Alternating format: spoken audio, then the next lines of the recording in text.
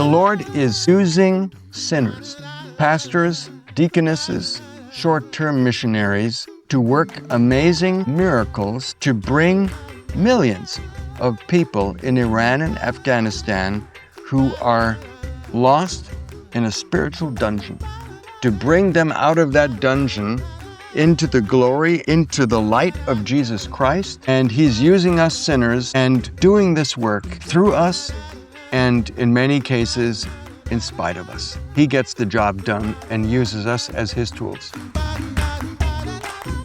You're listening to The Coffee Hour. I'm Andy Bates. I'm Sarah Golseth. How do LCMS missionaries serve in Germany, particularly serving refugees who are coming to Germany? We'll learn more in just a moment. Today's episode of The Coffee Hour is underwritten in part by Concordia University St. Paul. You can learn more about Concordia University St. Paul at csp.edu. Joining us today, the Reverend Dr. Christian Teves. He's an LCMS missionary serving in Hamburg, Germany. Dr. Teves, welcome to The Coffee Hour. So glad to be here. I think the last time we got to sit down together and chat was at the LCMS convention. We had an opportunity to talk during on the coffee hour there and visit off air as well and learn a little bit about how you were been given to serve there. And I know it's been a little bit of time since then. Things have probably changed in how you go about serving. Tell us about how the Lord brought you to serve in this part of the world. Well, it's a fun story, Andy. Maybe I'd have to start with the point that I didn't become a Christian until I was 40. So I am now 68. So I was a convert, and that has been so useful as I work with Iranian and Afghan refugees, virtually all of whom are also converts. So I can very much relate to what it's like to be in spiritual darkness. I was, and many of them are as well. I spent half of my life in Germany, half of my life in the States, kind of back and forth between both countries. But I did not hear, as I said, the gospel until I was 40, actually in an LCMS church in Texas. And having spent much of my life in Germany at that point, which is a post-Christian society.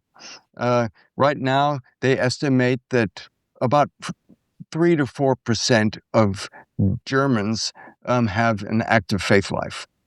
And this is despite the fact that, maybe 60% are baptized, but churches are essentially museums. There are exceptions, of course, but by and large, that's the way it is.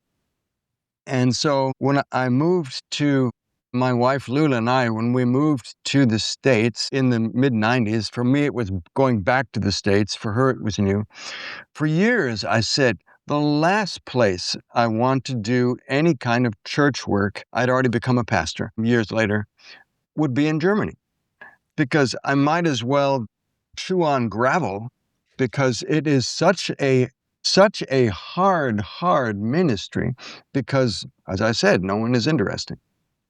And then, as you might recall, 15, that was already several years into the Syrian civil war, and literally millions and millions of people mostly from Middle Eastern countries poured into Europe, many of those to Germany.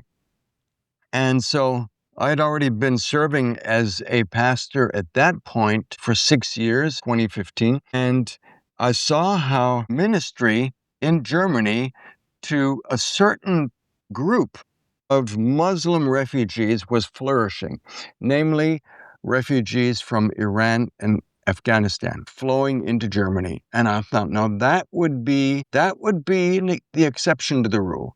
I would love to be involved in that kind of work in Germany, not so much working with Germans, because it's a tough thing, but with people who are very, very open to the gospel. And so the main ethnic group there would be Iranians. And here we are, 11 years later, surrounded by refugees, and many of whom are Iranian. And it is a most gratifying and beautiful thing to see how they embrace Christ, especially in the midst of the war that is going on. when this is broadcast, we'll know more. But right now, it is a very, very tough situation. Even though we're in Germany, we're not in any danger, but nonetheless, we're spiritually suffering with them because they are all suffering about the situation in their homeland. Now, you're located in Hamburg, Germany. Describe the community where you serve. How is it changed with the increase of refugees? 27% of the population of Germany has what they called a migration background. And of course, that would also include some Ukrainians. But of the 27%, by and large, most of it is really from Muslim countries. And so the Muslim presence in Germany, especially in the large cities like Hamburg, is very noticeable. I think 2 years ago, we were in Istanbul. We travel a lot as missionaries, but we were in Istanbul and seeing the people, especially the women, because it's more visible with women because of the hijab. Hamburg looks more Muslim than Istanbul. And that was really an amazing thing. You see, we live near a large shopping center, and so many of the women wear hijabs or burqas or niqabs or any kind of traditional Muslim clothing. And there is a very large Muslim neighborhood near the church where I serve, which is Zion Lutheran Church, belongs to the Selk. Selk is the LCMS church partner in Germany. And you walk down the street and you basically don't hear any German. And you have Afghan shops, Iranian shops, various Turkish, a lot of Turkish, of course. And so I lived in Germany from the 70s to the 90s, and it's quite a different country than it was then. And it's on the one hand, it's a little bit sad because the Germany that I grew up with is, at least in the large cities, is no longer there. On the other hand, as a pastor and as a Christian, it is very exciting because this one particular ethnic group, the Iranians, and to a certain extent the Afghans, they are embracing Christianity. Other people groups, so your Syrians, Turks, Northern Africans, and all Saudi Arabians, they reject Christianity. But Iranians and Afghans do. And we could go on and on about that if you want. There are historic reasons for that. But to see these people coming from a culture of, well, a very difficult culture, oppressive culture, especially for women, to see them flourish here and to embrace Christ, to receive and to hear about the forgiveness of sins. This is a totally alien concept. And to see them grow in their faith, and even to see some of them wanting to become pastors, and I'm privileged to mentor some of these men, it's a huge thing. So it's kind of a mixed bag to see Germany change, and Europe changing for that matter. I mean, it's no different in France and in Belgium and in the UK. But especially as Lutherans, we have the doctrine of the two kingdoms, meaning essentially it's kind of church and state, you could say it in a simplified way. As a citizen, this is unsettling, but as a Christian, it is very encouraging. And so we live in this tension of both of these things being true, both of them going on at the same time, but also as a pastor and as a missionary, being a very small part of this mission process is very gratifying. And I love my work and love being a tiny part of the history that we're experiencing here. Tell us more about how you see Iranians and Persians being open to the gospel. What do you think the connection is there, or the reason that there's an openness to hear the gospel? Yeah, well, you're absolutely right, Andy. It's an amazing thing, and that has to do with the Persian culture. For example, did you know that King Cyrus, now he was the one who who released the Jewish captives from Babylon, released them back to that he is in the Old Testament, King Cyrus, 19 times. And he is the father of the Persian country. So, if you will, King Cyrus is sort of like the George Washington of their culture. So, the father of their country. And this is 2,500 years ago, not 250 years ago. So, when they happen upon a Bible, and especially as they look at the Old Testament, they see King Cyrus. And they say, well, wait a minute, that's the father of our country. This is really interesting. So you have that connection. And then you have also the connection that that you have the three wise men, right? Who visited at least one of them, maybe two of them, come from Persia.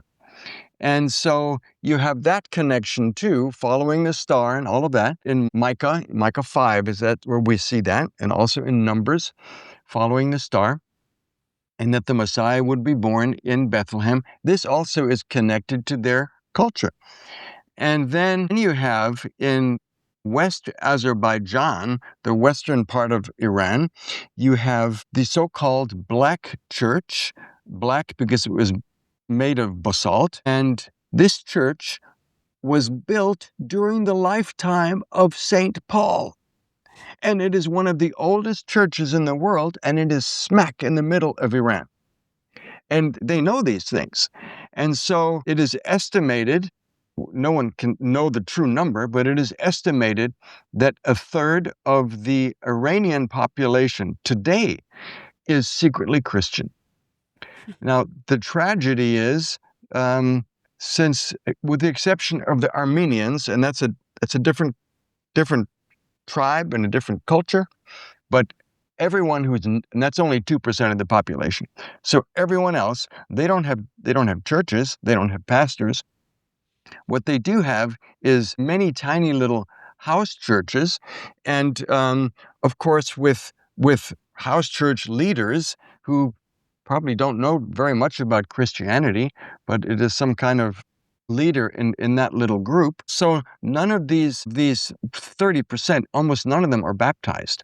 And they are yearning to be baptized, but they're afraid to be baptized even in the kitchen sink because they're afraid of any kind of documentation or any kind of making an official move, because if that were to be found out by the regime, the IRGC, we know this acronym, Iranian Revolutionary Guard Council. We hear it on the news every day, or read about it. If they were to find out about any conversions, that would, at a minimum, mean prison, possibly even execution. And so they know this, and that is why they're very hesitant. But in their hearts, they have already become Christians. And here's another interesting thing that you will appreciate. So you say, how are these people today in the 2020s? How are they finding Christianity? And this is now a larger thing. This goes beyond Iran and Afghanistan. You might have heard this before. Muslims all over the world, from Morocco to Indonesia, and also in the United States, many of them are experiencing the same dream. And in these dreams, Jesus is calling them out of the darkness of Islam into the light of Christianity. Now, we're all Lutherans, right? And you say, dreams? Really? This doesn't sound terribly Lutheran. Well, think of Joseph. Think of Daniel, right? Think of the New Testament Joseph, the guardian of Jesus, also had dreams. So God does sometimes connect with people through dreams. And so many of these Iranians are experiencing these dreams, and Jesus is calling them out of Islam. And so they poke around on the internet, and they use VPNs. So they use basically software that pretends or makes it look like they're not in Iran so they can access outside internet sources. They find the Bible. There is a very good translation. It's called the New Millennial Version of the Bible in Farsi. That's the version we used here too. And so they read on the Bible and they find house churches. They connect with their relatives and their friends in the West. And by the way, this is another fascinating thing. So here we're doing Persian ministry here in Germany and also to a certain extent in France. But the largest Persian city outside of Tehran, the capital of Iran, is a little village in Southern California that they call Tehrangeles, right? There are 700,000 at least Iranians living in Southern California. And if I'm not mistaken, I think Reza Pahlavi, the son of the former Shah and the one who would like to be the new Shah, I believe he also lives in Southern California. So at any rate, there's a lot of potential for Persian outreach within the LCMS too. And so all of these things come together. They know their history, they know their geography. They know about this oldest church in Iran. Many of them are experiencing these dreams, and they're talking to their Christian friends and family in Germany and elsewhere and the United States, and for the very first time, they're hearing the beautiful news of the forgiveness of sins and Jesus Christ taking all of our sins upon himself on just Good Friday, just recently, right? And then on Easter Sunday, rising again from the dead and bursting forth and defeating sin, death, and the devil. And not only for himself, not the sin part, of course, but the death and the devil, but giving that to everyone who is baptized and believes in him. And they want that. Many of them want that. And so we are guiding them to receive Jesus in word and sacrament. That's what we do here in Hamburg and our colleagues in other cities across Germany as well. We have more to talk about with the Reverend Dr. Christian Teves, LCMS missionary serving in Hamburg, Germany, right after we take a quick break. You're listening to The Coffee Hour. I'm Sarah Golseth. I'm Andy Bates.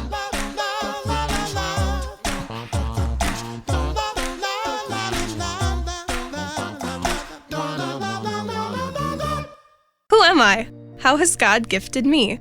Where is God calling me to serve? Concordia University St. Paul helps students explore the answers to these questions. Through a Christ-centered Lutheran higher education, dedicated faculty, and engaging academic programs, CSP is here to walk alongside you in your educational journey. With more than 100 degree programs from undergraduate to graduate offered in person and online, CSP aims to prepare you for success however God calls you. Visit csp.edu to discover and engage your calling today.